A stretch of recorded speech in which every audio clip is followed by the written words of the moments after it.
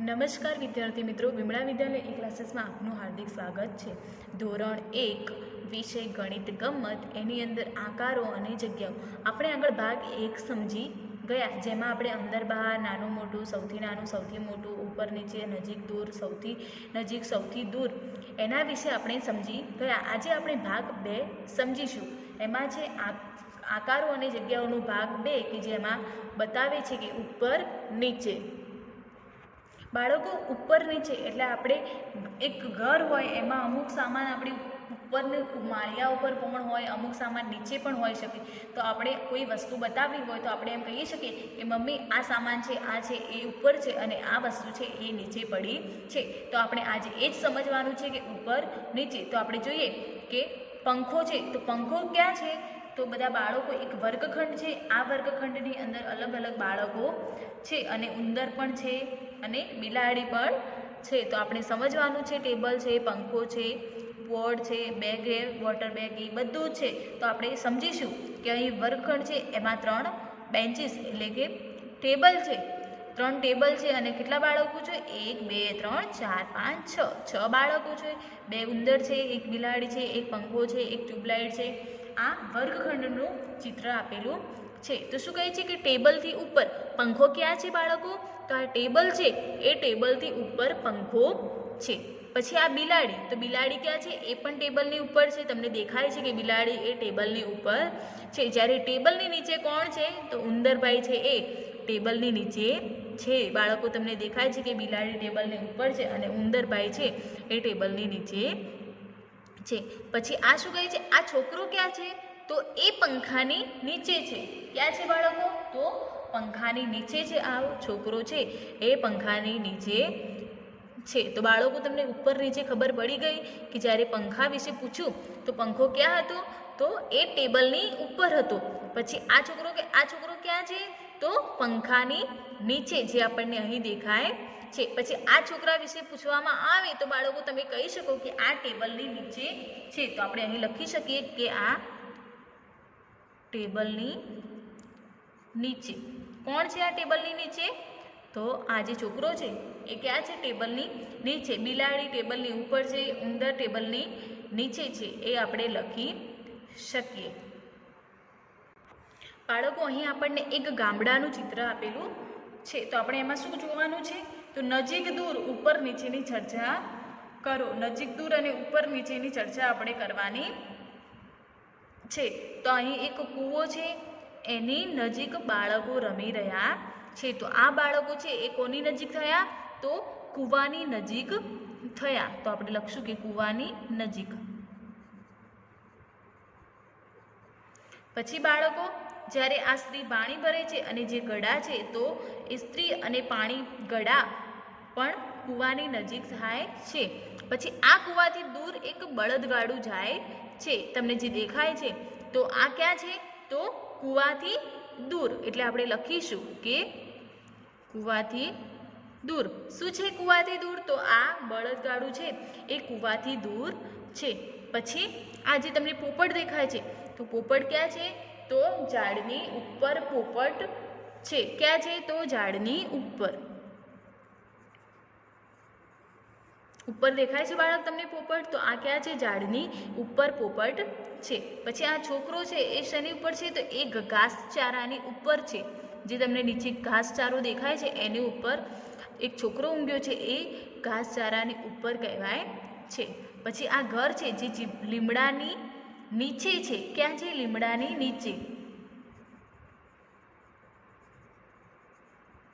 બાળકો, આ લીમડાની નીચે ઘર છે, એટલા માટે આ ઘર ઝાડની નીચે એટલે કે લીમડાની નીચે થાય છે। જ્યારે આ સ્ત્રીઓ છે એ કૂવાની નજીક છે, જ્યારે આ સ્ત્રી છે એ કૂવાથી થોડેક દૂર છે। આ બળદગાડું પણ કૂવાથી દૂર છે, જ્યારે આ બાળકો કૂવાની નજીક છે। આપણે આ બધા ઘર ને આ લીમડા બધું દેખાય છે એ પણ કૂવાથી દૂર થાય છે। બાળકો, હવે છે આપણી આસપાસના આકારો। આપણે આકારો વિશે સમજીશું। આપણે આકારો કયા કયા આવે? ચોરસ આવે, લંબચોરસ આવે, ત્રિકોણ આવે, ગોળ આવે, ષટકોણ આવે, નળાકાર આવે, એવા અલગ અલગ પ્રકારના આકારો આવે છે। તો આપણે આજે આકારો વિશે સમજવાનું છે. શું કહે છે? આકારોને ગુલાબી અને પીળા બોક્સમાં લીટી દોરીને મૂકો. શું કહે છે કે આકારો અહીં આપણને અલગ અલગ આકારો આપેલા છે અને એમને કઈ રીતે અલગ પાડવાના છે તે ગુલાબી અને પીળા બોક્સમાં લીટી દોરીને મૂકો. આ ગુલાબી કલરનું બોક્સ છે અને આ પીળા કલરનું બોક્સ તમને દેખાય છે. જે ગુલાબી કલરનું બોક્સ એક છોકરો લઈને બેઠું છે, જ્યારે પીળા કલરનું બોક્સ એક છોકરી લઈને બેઠી છે. તો આ બંને બોક્સને આપણે અલગ કરવાના છે કે જે આપણને આકારો આપેલા છે. તો ગુલાબી બોક્સમાં આપણે ચોરસ આકાર મૂકીશું, જ્યારે પીળા બોક્સમાં આપણે ગોળ આકાર મૂકીશું. તો આપણે એની સામે લીટી દોરીને નિશાની કરવાની છે.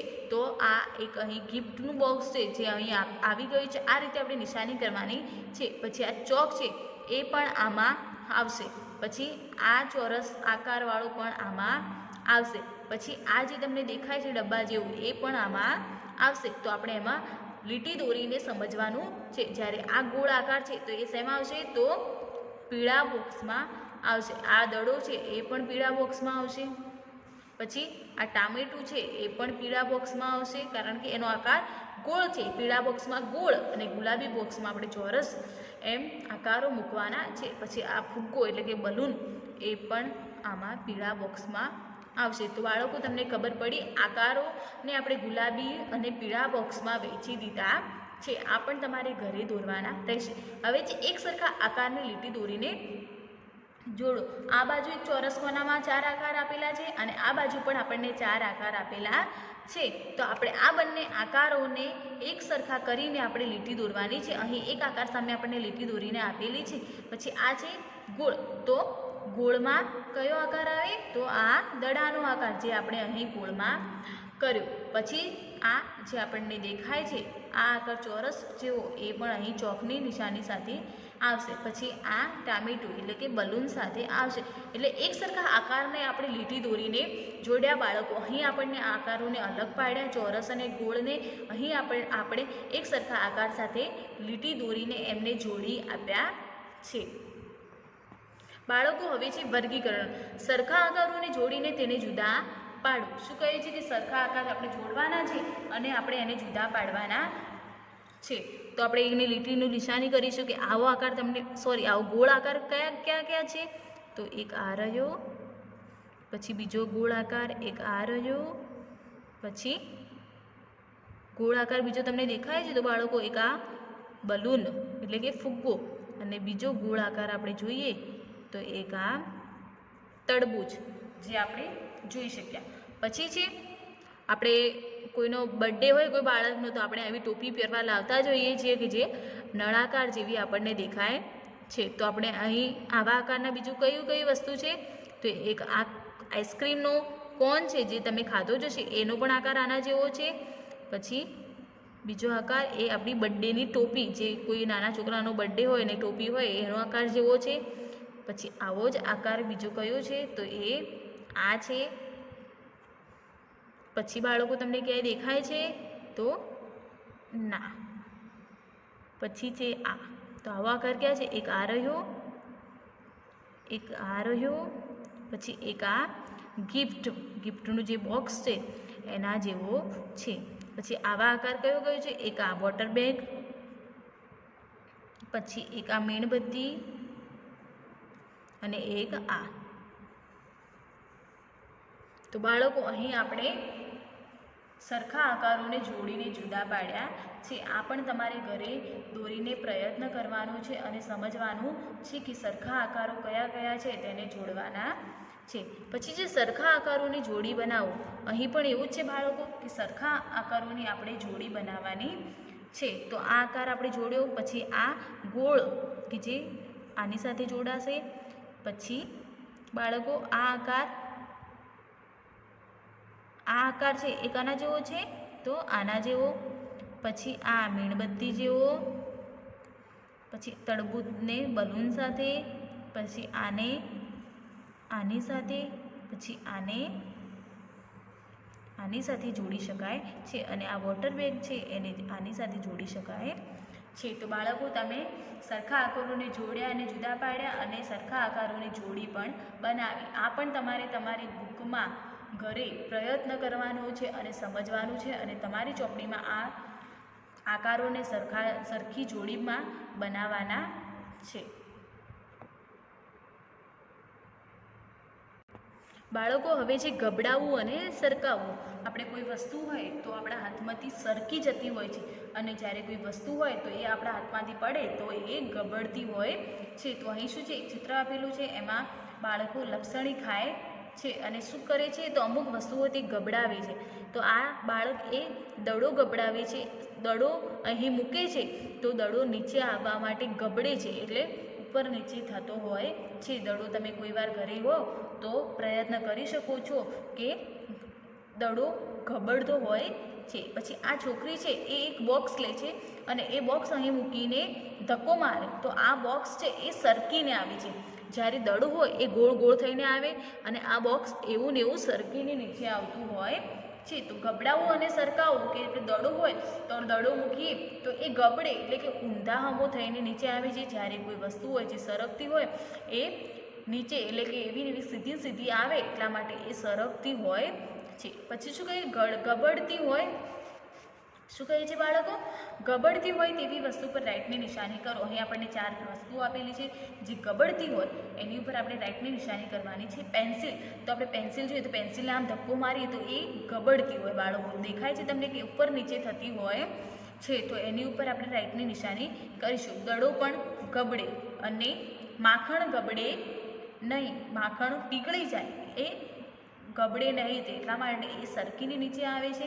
તો માખણ ગબડતું નથી એટલા માટે આપણે રાઈટની નિશાની કરીશું નહીં. જ્યારે ડુંગળી, તો ડુંગળી પણ ગબડે છે, જે ઉપર નીચે થઈને નીચે આવતી હોય છે.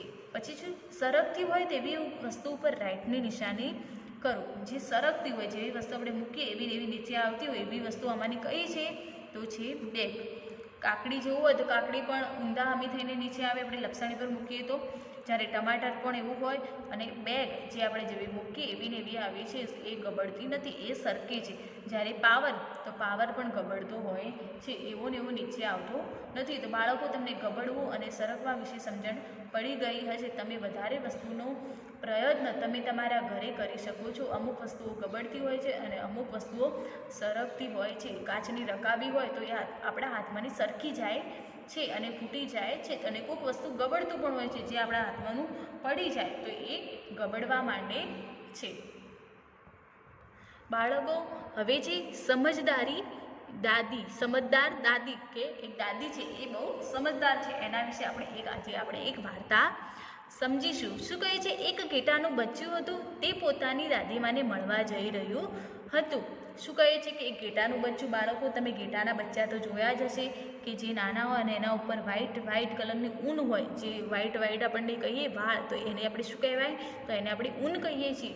તો ઘેટાનું બચ્ચું આપણને શું આપે છે, ઊન આપે છે. તો આપણે સમજીશું કે એક ઘેટાનું બચ્ચું હતું, તે પોતાની દાદીમાને મળવા જઈ રહ્યું હતું. એ ક્યાં જાય છે, તો પોતાની દાદીમાને મળવા જાય છે, જે તમને ચિત્રમાં દેખાય છે.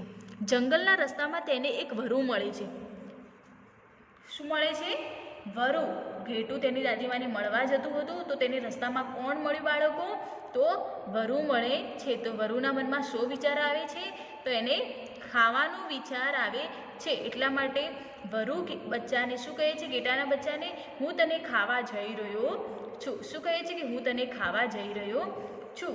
તો ઘેટાનું બચ્ચું શું કહે છે, કૃપા કરીને મને જવા દો, હું મારી દાદીમાને મળવા જઈ રહ્યો છું. શું કહે છે, કૃપા કરીને મને જવા દો, હું મારી દાદીમાને મળવા જઈ રહ્યો છું. જ્યારે હું પાછો આવીશ ત્યારે તમે મને ખાજો. ઘેટાનું બચ્ચું વરુને શું કહે છે, હું મારી દાદીને મળવા જઈ રહ્યો છું, જ્યારે હું પાછો આવું મારા ઘરે જવા માટે ત્યારે તમે મને ખાજો. ભલે તું જઈ શકે છે. વરુ શું કહે છે કે ભલે તું જઈ શકે છે. પછી ઘેટાનું બચ્ચું તેના દાદીને મળવા જાય છે.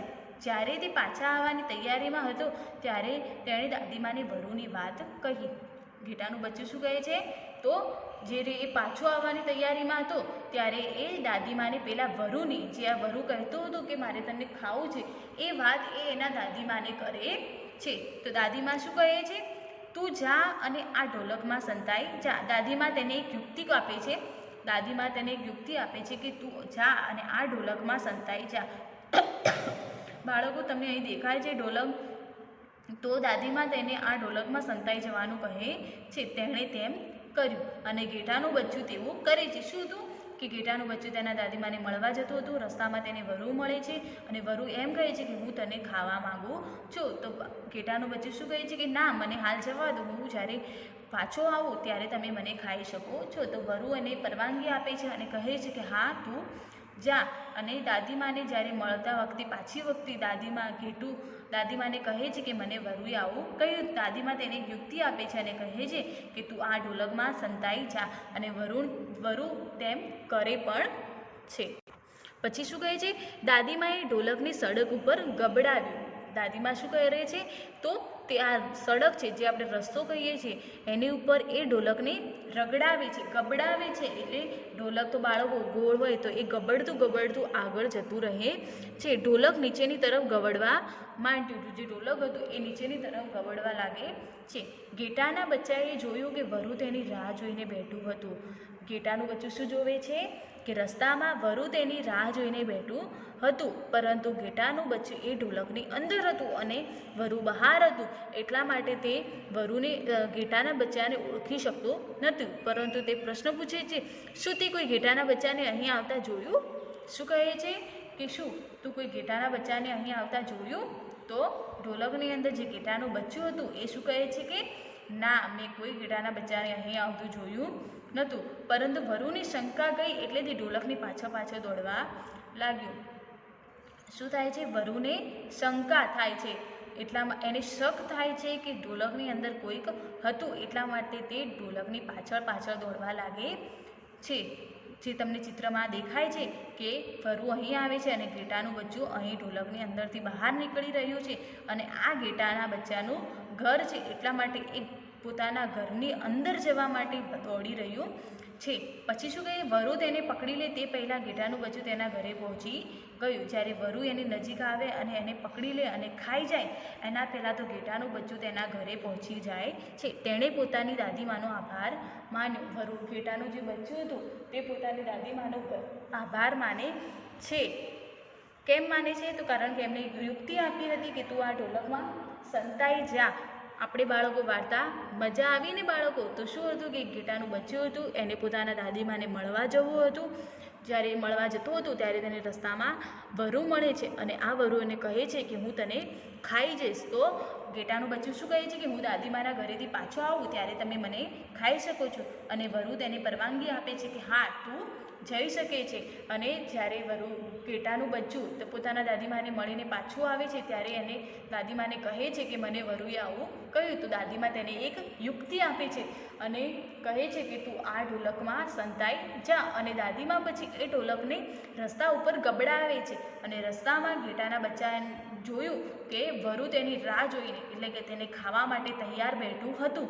અને એ ઘેટાનું બચ્ચું ઢોલકની અંદર હતું. એટલે વરુ પૂછે છે કે શું તમે કોઈ ઘેટાના બચ્ચાને અહીં આવતા જોયું છે?